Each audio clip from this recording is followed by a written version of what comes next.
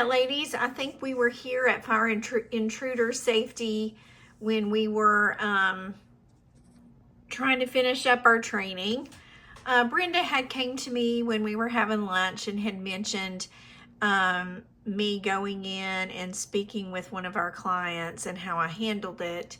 And she was going to mention that when we came back from lunch, but she didn't get to, simply because I did not realize we were running behind. But I do want to remind everyone that safety is of the utmost importance. And when all else fails, let's just call the police and evacuate the building before anyone is able to get hurt or anything like that. So let's just remember that, okay? We're going to move on to fire and intruder safety. You guys should have received these diagrams in your notebook. These are also in every building. As you can see, these two are showing the upstairs and the downstairs. This is the bottom floor. This is the upstairs, the stairwell, and everything. So it just kind of marks all those places. So, you know, if something happens, where these things are, and these are posted in every building. So just please be advised of that. If there's a fire, something happens, you know where extinguishers are and you know where the exits are. The next thing is active shooter response. We want you to watch the video that's online, which I just resent you training. And this is a little diagram that talks about, you know, run. If there's a way for you to get out, run.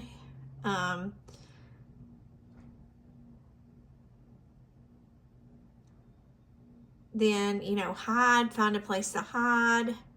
You should have this all in your booklet, and it goes along with the training that's on YouTube. So if you'll go back and go to YouTube and read that. Here is the active shooter. This is active shooter rally points, AS rally points. This is also fire points, but this is important because the officers, if you go back and watch it, told us to find rally points where people go and stay.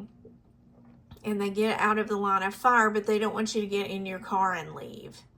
So if you can see here, if somebody is coming in from this area, if you see my cursor here, and they have a gun, they're coming in the front gate, then everyone, the person that is here at the front desk will pull the alarm, which there's an alarm that alarms the police. It's just right under the desk here, and is going to alert everyone with a walkie-talkie code, code brown. There's an active shooter to notify everyone, and then volunteers will try their best to get people to safety by coming, if they see someone coming in this way, then removing everyone that they can out this way into the back room, and in hopes of getting people out this way.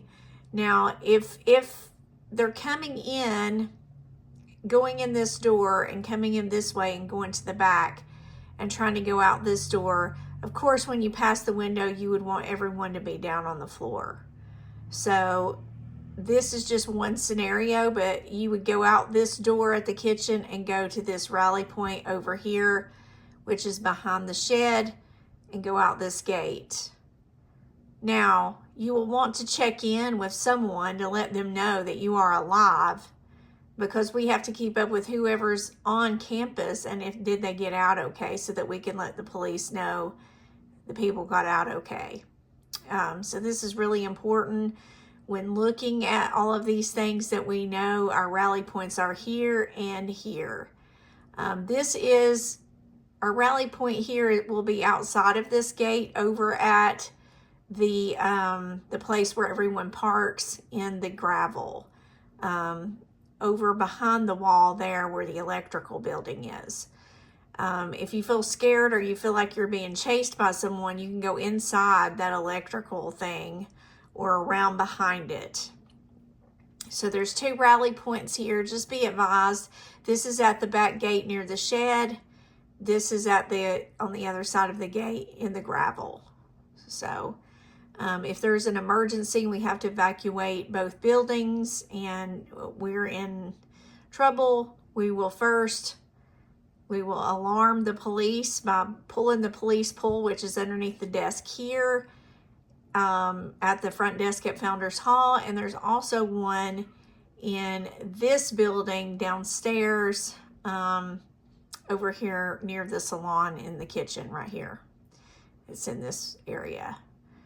So just be advised, if something happens, we're going to pull the police poles. We're going to notify everyone on the walkie-talkie that there's an active shooter on site by saying code brown, and we are going to evacuate everyone the way as we can to get out of the buildings. If it's a fire and we're trying to leave the building, we'll say a code red in Founders Hall or code red in Ladley House, and we need to get out. That's why you should know the names of the buildings.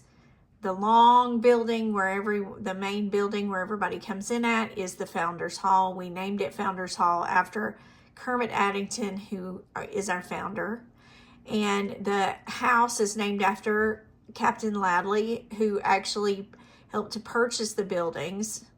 And so we named the house after him, Ladley House.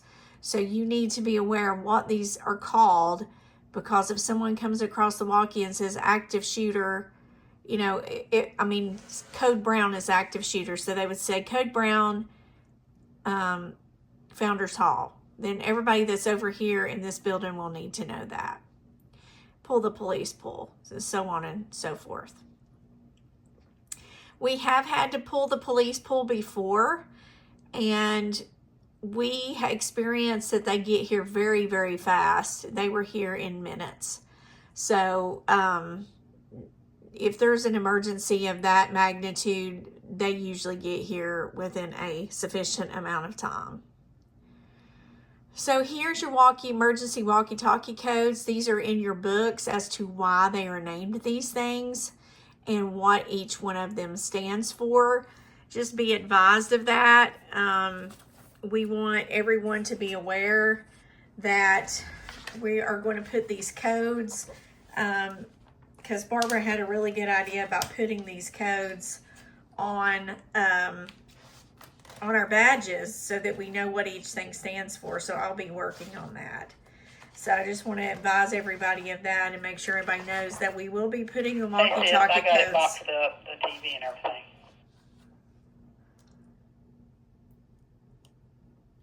So that we will be putting the walkie-talkies, walkie-talkie codes on each person's badge so that you will know. But code red or Inspector Sands, this is a commonly used for emergency code for indicating a fire. So code red or Inspector Sands. So we would probably just say code red, but we just need to know what the common codes are. So there is a fire. Code green is like there is a bomb threat, or that there's a threat of having like some kind of gas in the building. We have had gas leaks before, something like that. So if we have to evacuate in the case that there was gas in the building or there's a bomb threat or something like that, then we are going to say code green. Code Bravo, which is code blue, we will, it's a security alert. It'll be used like in the case of theft, if we have to basically lock down the premises, or if we have any other major issues on premises, like for instance, somebody is in the bathroom doing drugs or something like that, and we don't want to say over the walkie-talkie the person's name or we don't want to state the issue because clients, we would say code blue, and then I would know to come downstairs. Does that make sense? I hope so. And then code brown or Dr. Brown is a threat of violence or armed intruder. So that would be in the case of active shooter. And we are going to make some of these to put on each person's badge, so that they know what each thing means. So I hope that makes sense. I'm trying to do this while people are hollering at me and stuff like that. So I just want everybody to be aware of what we didn't get to go over. All right. If you have questions, send them to me. The self-care and boundary setting, I'm not going to go all the way through the self-care part, but do be advised that sometimes we suffer burnout and we get to the point that these ladies can really, and their issues can really get to us. If you start to feel stressed and are emotionally distressed due to these things, feel free to take a step back. Feel free to feel like that you can take a step back from the situation. Practice mindfulness, seek emotional support from peers or counselors, engage in hobbies, get balanced sleep. If you don't feel like you're being able to manage things here, there's never any pressure. If you've got to take a step back, it's okay. Mental self-care, set realistic expectations. Don't expect that people are just going to change overnight. Take breaks when needed. Learn to say no when overcommitted. I certainly do not want to overpressure you. If you get to the place that you feel overwhelmed, please do not overextend yourself. If you feel overwhelmed, please do tell me. Also, this part I really want to emphasize, so I think this is really important. The importance of boundaries. OASIS sets boundaries into our policies and procedures to protect our organization and to protect you. So, it says the objective of this training is to equip volunteers with the knowledge and tools to establish and maintain healthy boundaries while serving clients. Importance of boundaries protects both the volunteer and the client and ensures integrity and safety within the organization. Prevents misunderstandings and liability issues. And so when we understand boundaries are guidelines or rules that define what is accepted behavior and interactions in professional and volunteer relationships, and why boundaries matter, they maintain professionalism, avoid overstepping organizational policies, and encourage self-care and prevent volunteer burnout, which is really, really important. So here's something I want you to consider is insurance and liability. OASIS cannot cover you if something happens. If you take somebody in your car, you're not covered by our insurance. If you take somebody home with you, excuse my moving the thing around. If you get into a situation that you have, opened up and given someone your personal phone number, or you gave someone your personal Facebook and your social media, and they, we are not responsible. We do not want you to be doing those things. Volunteers are not covered under OASIS insurance for activities outside of their designated roles and tasks. OASIS does not cover your vehicle in case you wreck transporting a client. Unauthorized action may lead to personal liability. So, no transportation services. Volunteers are not permitted to give clients rides under any circumstances. No financial assistance. Volunteers may not give cash, loans, or gifts of monetary value to clients. No task outside of assigned duties. Volunteers are unauthorized to perform their regular assigned anything outside of their regular daily task. And we're just saying, you know, if you want to do extra cleaning or something, that's one thing. But if you're making special treatment to one client over another, that could cause us to have issues, big issues, and it's a liability issue, but it also causes us more trouble because then one client is saying, well, you did this for this client, but you didn't do it for me. So just be aware, be advised of that. Legal repercussions is OASIS could be sued if you are viewed as acting as an OASIS representative doing those things. Social media, giving out your personal contact information. While we cannot mandate your personal social media or personal phone interactions, it is highly recommended that you do not give out your personal contact information to clients. All right. So scenarios and discussions. Example, a client asks you for a ride to an appointment. Appropriate response, politely decline and inform the client about available transportation resources provided by the organization. So we have other organizations that provide that, and a lot of times if it's a doctor's appointment or something like that, they can get NetTrans to schedule them a ride, or their insurance will schedule them a ride. So example, a client requests money for groceries. Appropriate response, redirect the client to available community assistance programs and inform a staff member. So those are two scenarios that, you know, we can do better at. You don't need to let clients take advantage of you. You're not here to do that. You're not here to, you know, they pull on our heartstrings.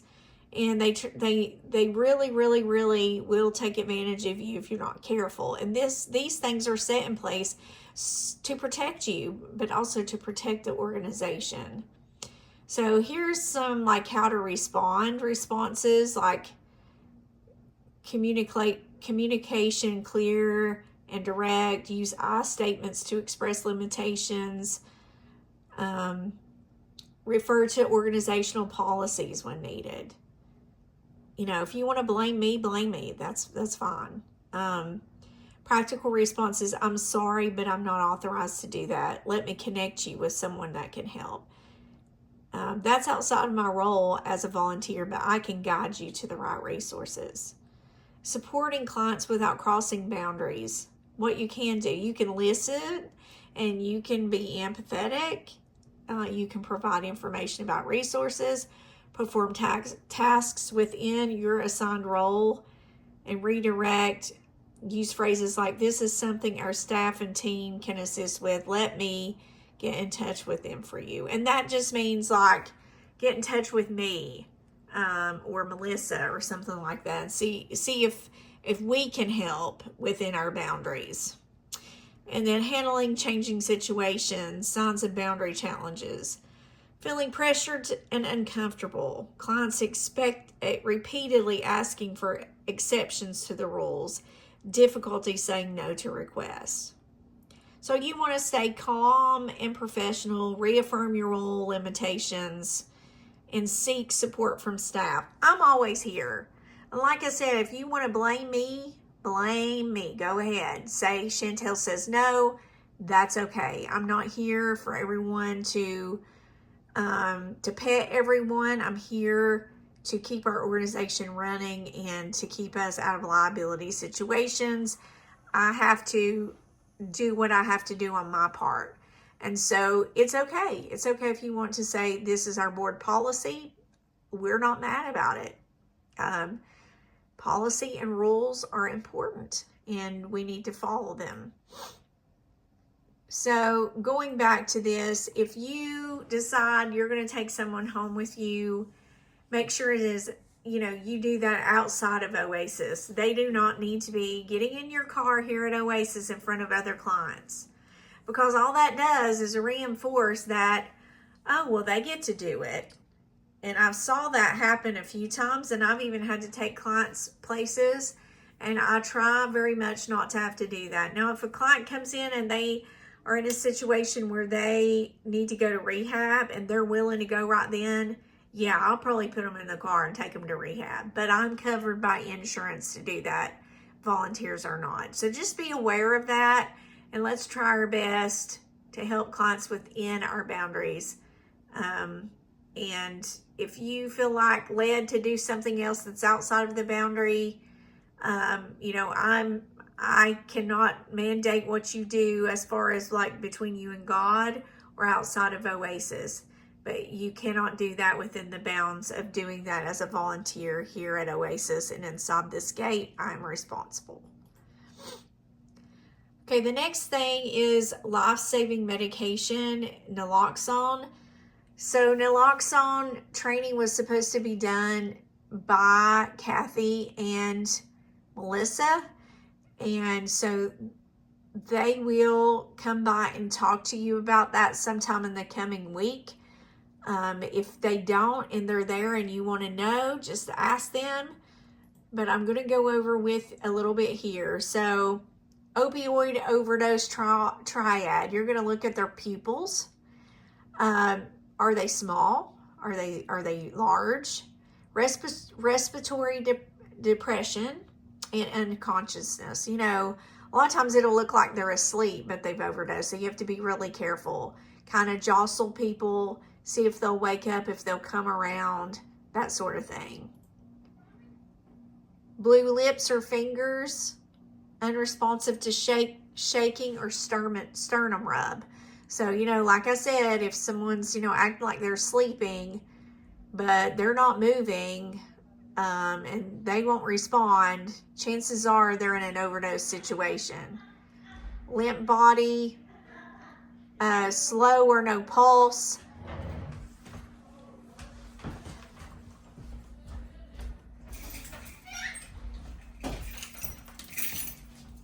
And slow or no pulse, pale and clammy skin.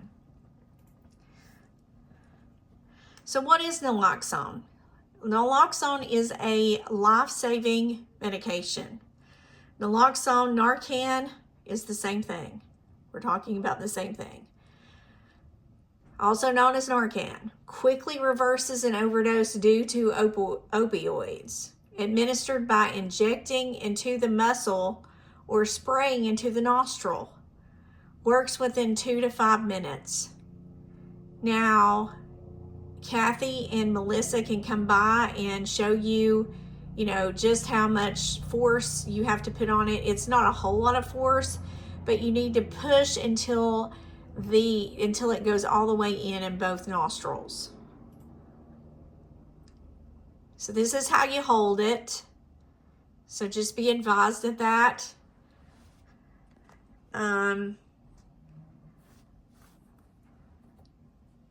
So here you go, you're going to lay the person down, check for slow breathing or unresponsiveness, lay the person on their back or tilt their head up, depending on where you're at, what the situation is. And you're going to hold that in your hand this way, and you're going to push this up into their nostril. You want to put this about right here inside the nostril. I mean, you don't want to push it up so far that you rupture someone's sinuses, but you do want to bring it up to about midway here. And then you're going to call 911 once you administer it. So, call 911, give Narcan, give breaths and CPR, and stay until help arrives. So if it's a situation where you feel like they also need CPR, they're not coming around after you administer the Narcan, you can do CPR. And we hope to have CPR training soon. So just be aware of that. Sorry guys, trying to do a video around here is very, very, very difficult sometimes. So dogs barking outside and the phone ringing and people calling you on the walkie-talkie. It's ridiculous. Okay, so here we go. This is important about our perks forms. Now, I had handed out a form that you should still have that is wrong. Has the wrong stuff on it. It is not correct. I'm trying to get a close-up closer up view of this. But this one here is correct. So the one thing people were asking me to go over, which is actually on the Perks training video, if you watched it. If you did not watch it, or you watched it once and you did not recall seeing this, please go back and watch it. So when you first receive a Perks form, if you're sitting at the desk and you are the first person to receive a Perks form, you are going to first put your initials here like Carol did and put the date that you are the first person that received that order. Now, as you can see, the same writing is down here. That is here on 10/30.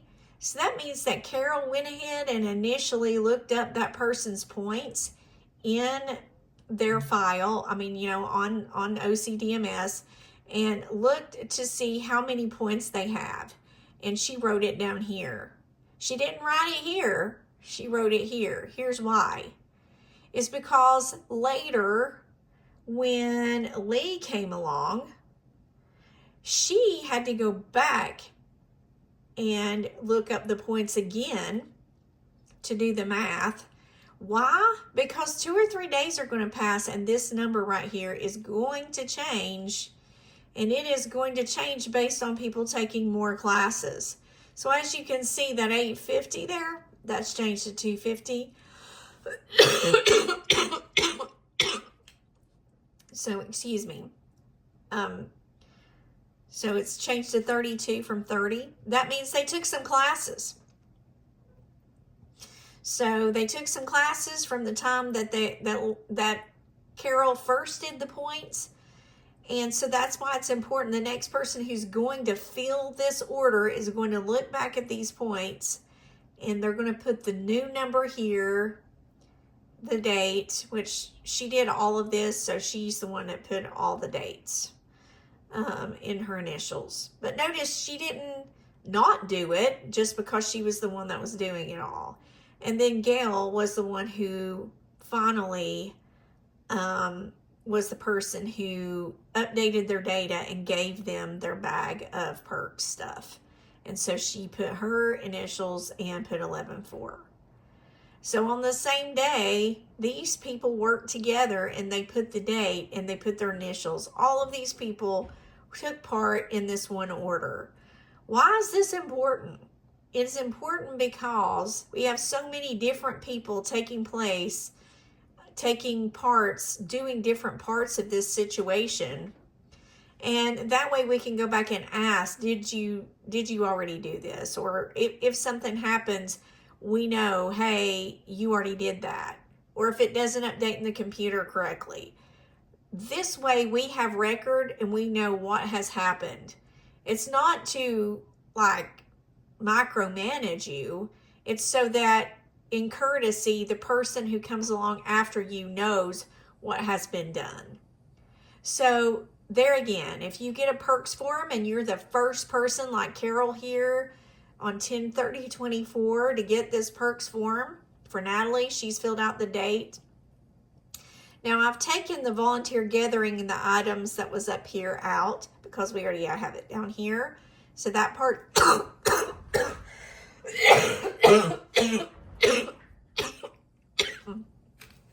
excuse me. So I have taken out that part. I have taken out this part because we already have it down here. So we don't need this up here. So all I have now on the new forms are the name, the member's name and date that they have to put in. And then all of this down here is stuff that you as the volunteer need to fill in. So there again, I'm going to go over this again. You're the first person to receive, just like Carol here, this form from the client.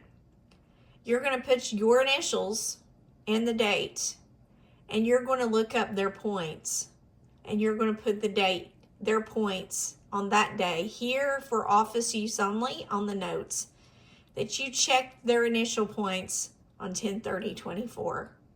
Then when it is time to fill the order, the person who is filling the order, which is going to be Lee Weigel here, LW 114, they're going to go back in the computer on that date and see if this number has changed, which possibly it will because they've taken classes since then. And then they are going to put the new number here and the date, which they didn't need to put the date because they were doing all of this on the same thing. So if you wanted to put 11-4 here and then draw a line down, if you're doing it all, that's fine. As long as we know what's going on. There again, this is on the day you received it, you put it here. Then the next person comes, Lee, she's going to fill it, so she's going to look up the points again and do the math. Make sure the math matches what's in the computer.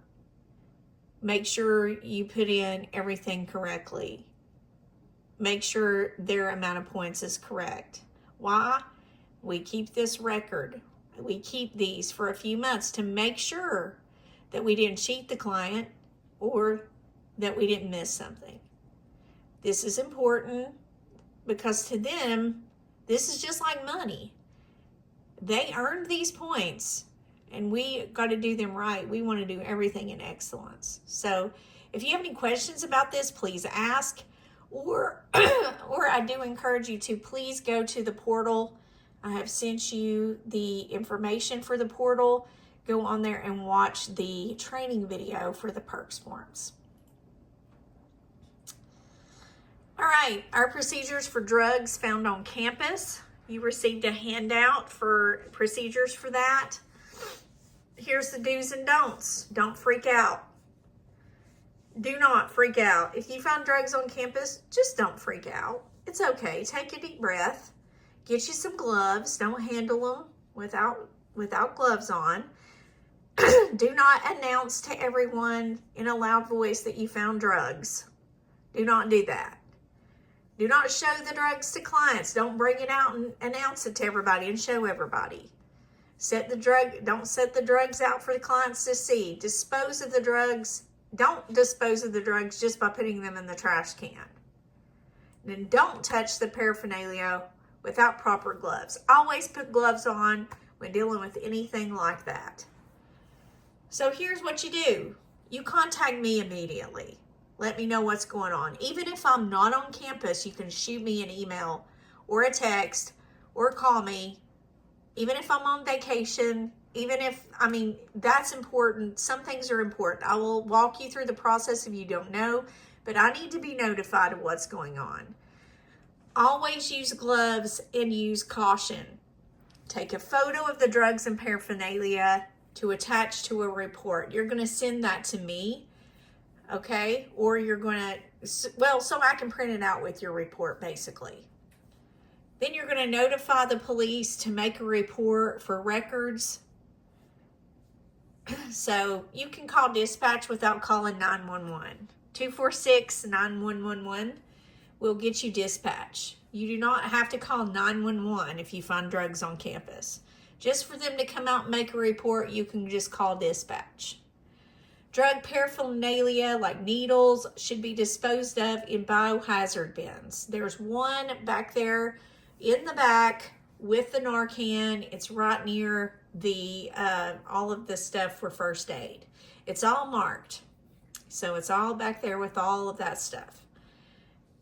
Dispose of drugs properly. 2 volunteers or employees should be present while drugs are being flushed down the toilet. This allows for accountability. And so, on your incident report, you need to put the 2 people that was there that was disposing of the drugs. It's really important that you do that because we want one person to be able to be a witness. Yes, this was flushed down the toilet. And it is a layer of accountability for our organization. And document with an incident report. Now, most of the time I will create the incident report. I'll be the one to call the police. But if I'm not on campus, you need to know how to do those things and turn them in to me so that I can put them into our system and that I can keep them on campus in case something was to come back or they need a drug conviction, or it's an investigation, anything like that. We need to keep records of everything that we do. So incident reports, this is a common practice that we do here, is the incident reports. Sorry for the camera, guys. Here, I'll try to.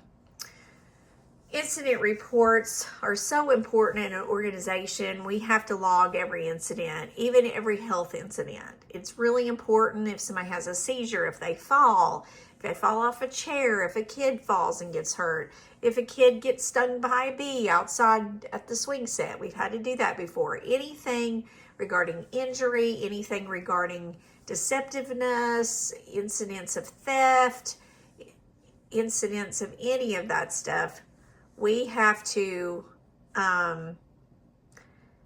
take care of. So so liability reduction, documenting key information could assist in a case and prevent further accidents or incidents in the future. So elements, you're going to put who's writing the report, the date the report was filed, the date of the incident, type of incident, incident description, persons involved, witnesses who were there. You're going to want to put, what other volunteers on campus were there and saw what happened, and our corporate response. How did we respond? Did we call 911? Did we ask the person to leave? What did we do? So all those elements are really important, and you need to write that down. But also, we have provided for you incident report templates, and we handed those out to you with your volunteer notebooks. And so those have all those elements on it. And they are down at the front desk. This is a example of one that I typed out. My reports have to be done, especially if something happens like this where I was personally assaulted, then I have to at length put, everything on here, even the case number with the Kingsport Police Department, the name of the officer I talked to, all of that stuff is on here. So, and I'm going to send you a copy of this PowerPoint by email as well, so you guys can look at that if you desire. But there's an example of my incident report. So I hope we're clear on incident reports. Remember, we do have templates for incident reports at the front desk. Phones and communication. Please, please, please, this is important. Use the proper tagline when you answer the phone. Don't just say hello. Answer with Oasis of Kingsport, how can I help you? Do not automatically send calls to me. Screen my calls for content. First, see if it's something you can assist the person with. If the caller insists on speaking with me, take a detailed message with contact information. I will call them back, or you can put them on hold and ask me if I'm available, but just, put them on hold. Don't do that in front of them, because then I might say, hey, I can't talk to that person right now, or whatever. Let the caller know they will receive a call back. And when in doubt, always take a message. Always put the caller on hold. Don't be talking about stuff in front, like while the caller can hear it. If you don't know how to put the phones on hold, please ask someone. We will show you how to do it. It's really important that we are not talking about personal business or hearing clients in the background and stuff like that while someone is on the phone. Call Chantel and Melissa on the walkie to communicate about the call. So there again, these are really important things. Always remember, when in doubt, just take a message. I can call them right back. It's okay. It's not a big deal. And if it is Google or Charter or something like that where they're trying to sell me something, I'm not going to call them back. Just take a message or just tell them we're not interested. Pets and emotional support animals on campus. I just want to remind everybody of Governor Lee's mandate that we cannot have animals where food is being prepared and served. and we do prepare and serve food in the Founders Hall building all the time. And we were having animals feces on the floor. We were having hair everywhere. It was just an unsanitary situation for the type of establishment they were running. And so it's important that we understand that if the client has a real disability, like they are hearing impaired or they are blind, we have to understand that if it is a real trained animal that is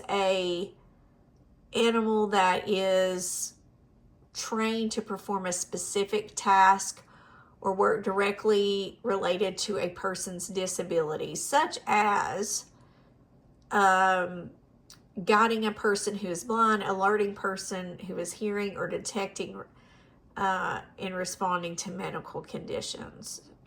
If they have that, we can ask them. So what does not qualify as animals with documentation obtained online, those wearing vested leashes purchased without proper certification and are not recognized as service animals under ADA laws. So you have the right to ask questions for emotional support animals are not covered under the same ADA protections as service animals. So emotional support animals are not considered service animals. So just because it makes them feel more comforted or makes them feel better to have them with them, that does not make them a service animal. A real service animal performs a task, and we have the right to ask them these questions. So is the animal required due to a disability, and what specific task is the animal trained to perform? So there again, there's a difference between the two, and we do not allow pets and emotional support animals in the building. That's our new policy, and we have to abide by that. Okay, that is the end of the training. Those are the things that we went over that we didn't get to go over during the regular training. Please forgive my coughing. Please forgive the phone ringing and the multiple people trying to get a hold of me while I was trying to make this video. I appreciate your time, your efforts, and everything you do for the Oasis of Kingsport.